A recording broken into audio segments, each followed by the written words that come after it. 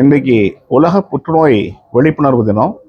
இந்த உலக புற்றுநோய் விழிப்புணர்வு தினத்தில் இன்றைக்கி புற்றுநோயுடைய எண்ணிக்கை இந்தியாவில், தமிழ்நாட்டில் அதிகமாக இருக்குது.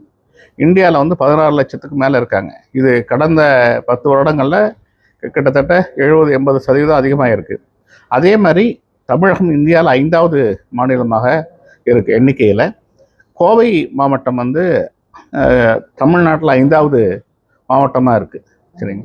மெயினாக ஆண்களுக்கு வாய் புற்றுநோய், குடல் புற்றுநோய், நுரையீரல் புற்றுநோய், இரைப்பை புற்றுநோயும், பெண்களுக்கு மார்பக புற்றுநோயும், கர்ப்பப்பை வாய் புற்றுநோயும், சினப்பை முட்டை புற்றுநோயும் இருக்குது. ஸோ இதில் என்னென்னா 50% மேலே இந்த புற்றுநோய்களை ஆரம்ப நிலையில் கண்டுபிடிக்க முடியும். ஆரம்ப நிலையில் இவங்களுக்கு ஸ்க்ரீனிங் மூலம் கண்டுபிடிச்சுன்னா இவங்களை ஆரம்ப நிலையில் குணப்படுத்த முடியும்.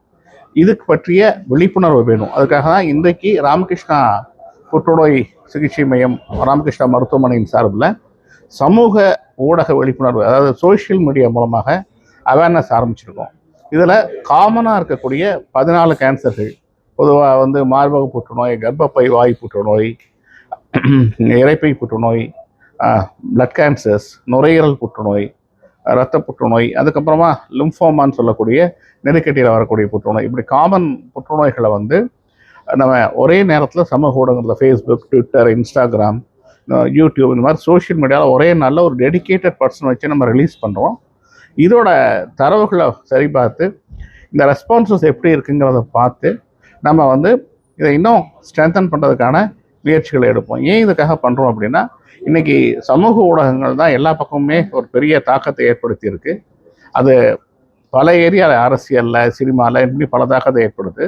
புற்றுநோய் விழிப்புணர்வுலையும் நம்ம ஏன் இதை செயல் இருக்கக்கூடாது அப்படிங்கிறதுக்காக கேன்சர் அவேர்னஸை ஃபஸ்ட்டு டைம் சோஷியல் மீடியா அவேர்னஸில் கொண்டு போயிருக்கோம். இதோட மெயின் நோக்கமே புற்றுநோய் பற்றிய விழிப்புணர்வு வரணும். புற்றுநோய் பயமுறுத்துறதுக்காக இல்லை, ஏன்னா எண்ணிக்கை அதிகமாகுது.